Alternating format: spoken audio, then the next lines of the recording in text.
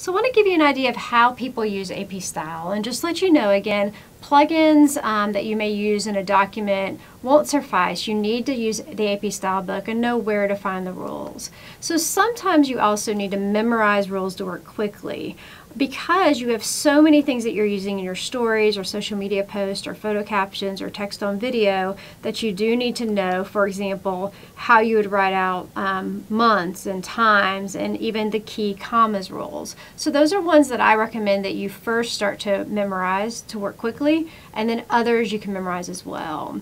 Also, you're going to be willing to look up other items as needed. That could be by the story, and that could just be every day. So AP Style is just part of your life.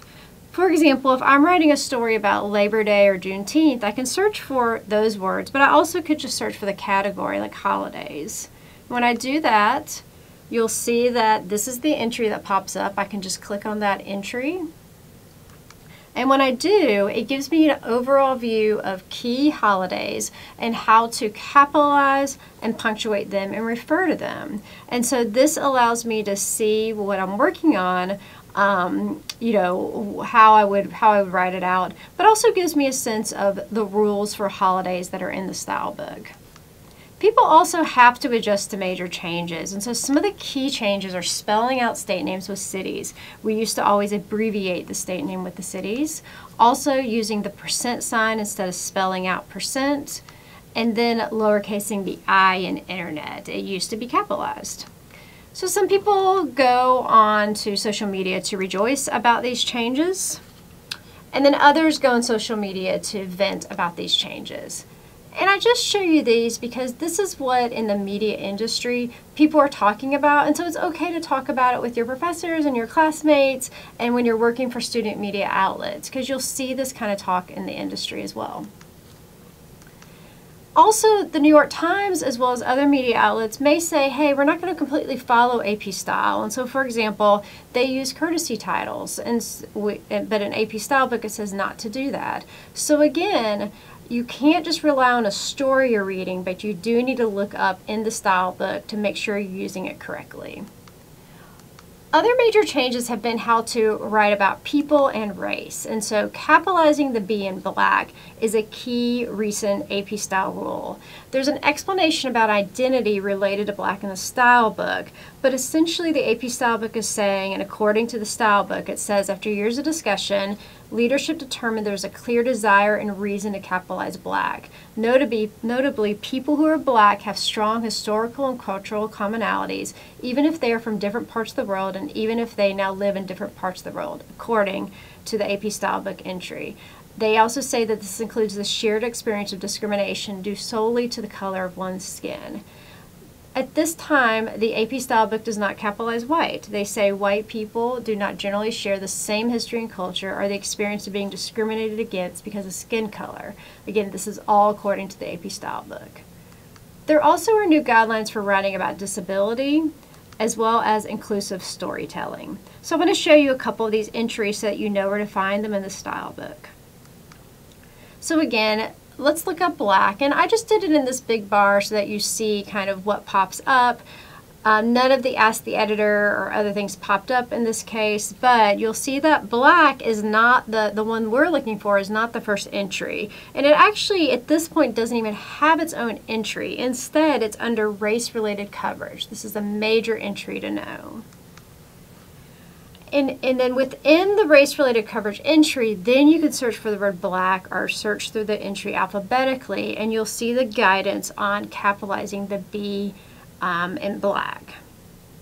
It also has the explanation about lowercasing the W in white.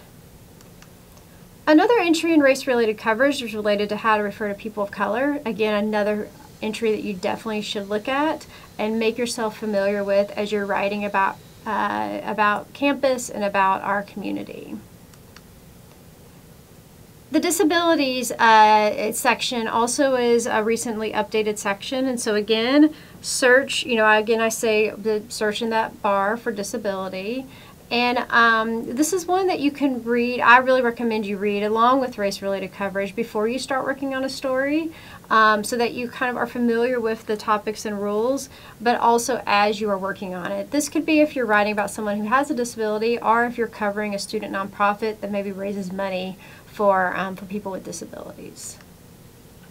So again, I searched, multiple things popped up, but disabilities is the entry I want. I click on that one.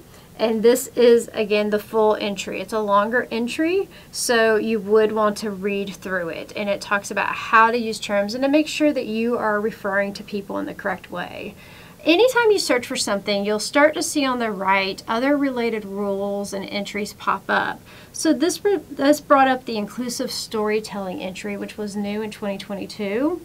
And so if you click there, you'll see that chapter on inclusive storytelling. Again, it's one that your professors will want to make sure you've looked at, and that it can lead to some great discussions.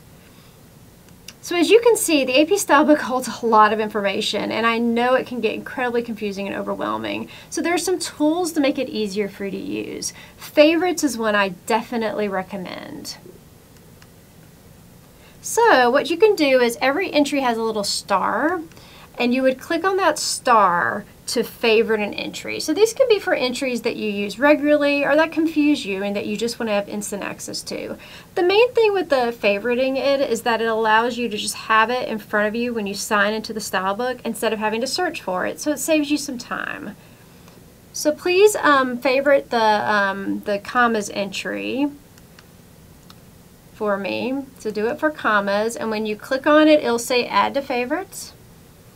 And then when you go back into your home page of the AP Stylebook, you're going to see it on the right. You'll make sure that you favorited it there. Other functionality with the Stylebook is adding a note or example. And so entries that especially are long or that are not what you're used to in terms of what it's telling you to do, you can add an entry to it. So I'm added an example here for you to see. This is, again, the commas entry. At the end it says commas always go inside quotation marks. So I'm putting some examples in here that relate to that, whether we're using quotes or we're using names of songs or TV shows. So the example I chose was I pulled from a New York Times story about Stranger Things. I pulled some of the quotes that also have, and sentences from the story that also have names of the show, names of songs, and then quotes from people in the show. This one in particular even has a quote within a quote as well. So I hit add note, and when you do, this is the section where you're going to find anything that you've customized in your Stylebook. Again, everything I've added you're not going to be able to see because we don't have linked Stylebook accounts. And mine actually says University of Georgia Notes because we have a UGA account that professors use. And so again, if I click on my notes, you'll see the note that I added with the Stranger Things comments.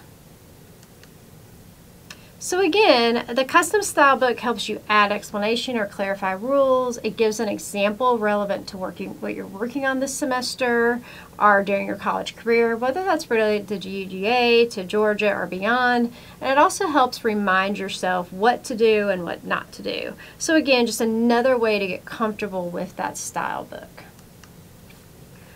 So another option in the custom Stylebook, in addition to notes, is creating your own entry. And this is where you can start to maybe bring in some things from our local style guide, which are not in the AP Stylebook, and put those entries in here so you can just go to the Stylebook for references for certain things you're looking at. So you would click on add an entry. And when you do that, I use this one because a lot of students get mixed up and they put the apostrophe in the word Athens when they're referring to possessives or just when they're writing the word Athens. There's no apostrophe within the word. It's just Athens with no apostrophe. So I made that new custom entry and then I clicked on create custom entry.